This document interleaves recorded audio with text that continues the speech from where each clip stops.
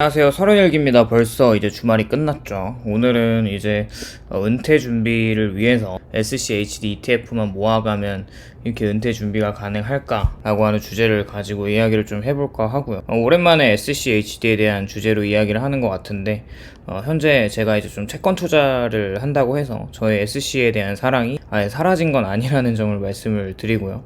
이미 전 영상에서 SC에 대한 수치상의 데이터를 좀 가지고 많은 영상들을 만들었는데 오늘은 좀 데이터 위주보다는 차근차근하게 내러티브적으로 이야기를 하면서 SCHD ETF를 모아서 은퇴를 할 수 있을지에 대한 한번 저의 개인적인 생각을 공유해 보도록 하겠습니다.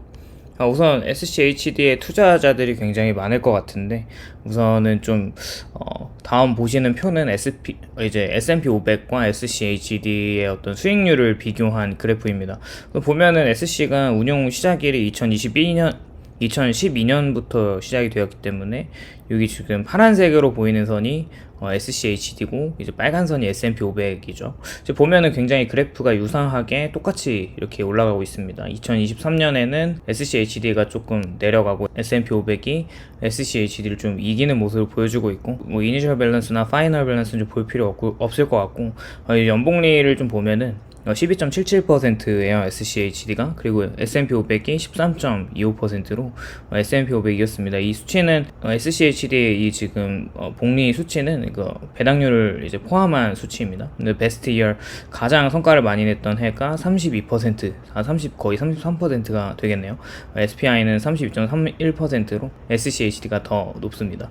이제 월스트 이어 좀 보면은 마이너스 5.5%, SPI가 마이너스 18.17%로 확실히 MDD 부분에서는 이렇게 SC가 우수한 성적을 보이고 있죠. 근데 이제 좀 안타까운 거는 SCHD가 좀 역사가 깊지 않기 때문에 2012년부터밖에 확인할 수가 없어서 그 부분이 좀 아쉽긴 하지만 그래도 이 정도의 데이터도 좀 꽤 괜찮은 것 같다는 좀 생각을 해봤습니다. 이제 다음 표를 좀 보시면은 SCHD가 어차피 미국의 S&P 기업들 안에 포함이 되어 있기 때문에 큰 틀에서는 좀 미국 주식이기 때문에 이제 선진국이랑 신흥국의 어떤 주도의 강세장 부분을 좀 보면 88년부터 2015년까지 어떤 표를 좀 가져왔거든요. 저희가 좀 이제 잘못 생각하기로 미국 주식이 좀 항상 잘 나간다라고 하는 그 인식이 좀 있는 것 같은데 이제 보면은 1988년부터 94년까지는 S&P 500 주가 그래프를 봤을 때 이렇게 좀 좋지가 않아요.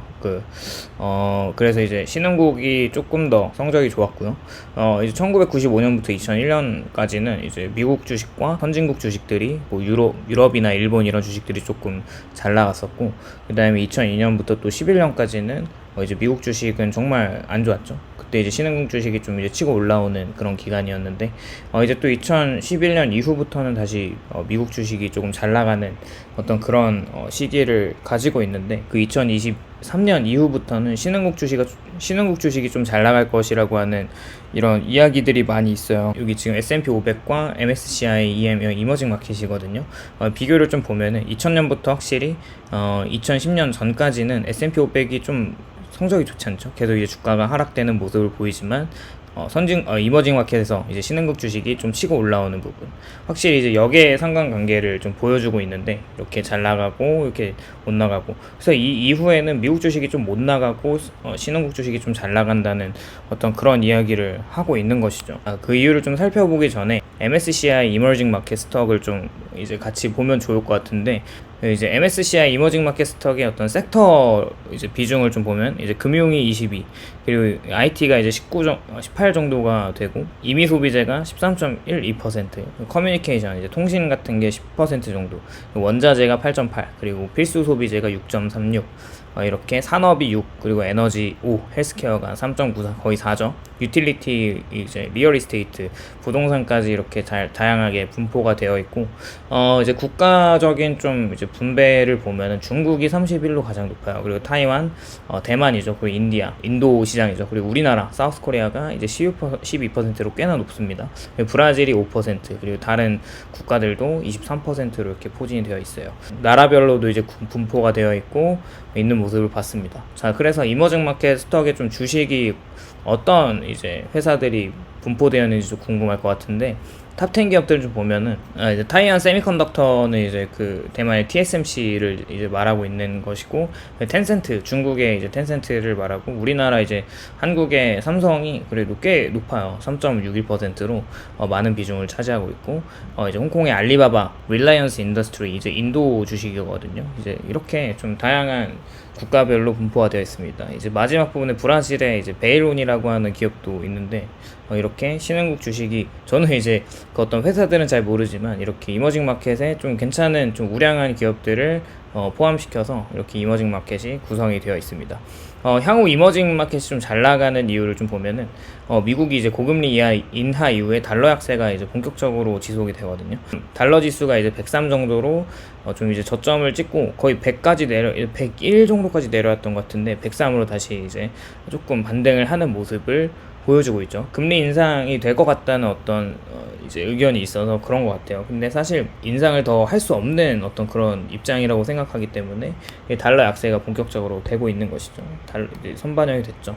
그리고 이제 향후 이머징 마켓이 잘 나가는 이유는 미국의 국가 부채가 이제 31 트릴리언이에요. 엄청나게 많은 빚을 지고 있는데, 부채 한도 협상 이제 되겠죠. 또 이제 빚이 많아지고 하면서 사실 이제 한 사이클이 좀 끝났다. 그래서 미국에 있는 많은 돈들이 좀 신흥국으로 좀 들어갈 수 있다라고 하는 의견들이 굉장히 많습니다. 그리고 또 다른 이유를 좀 보면은 2002년 기준으로 이제 G7 이제 선진국과 브릭스, 브릭스라고 하면 이제 브라질이나 러시아, 인도, 차이나, 그리고 중국이죠. 이제 사우스 아프리카, 이제 남아프리카 공화국인데, GDP를 좀 이제 GDP 성장을 좀 봤는데, 2002년에는 확실히 선진국이 42%로 전체 이제 국가의 GDP 42%를 차지하고 있었고, 브릭스는 19%. 근데 이제 그게 한 20년이 지난 이후에는 G7이 30%로 좀 내려갔어요. 근데 또 브릭스가 엄청 치고 올라왔어요. 31%로 굉장히 많이 치고 올라온 이유가 있고,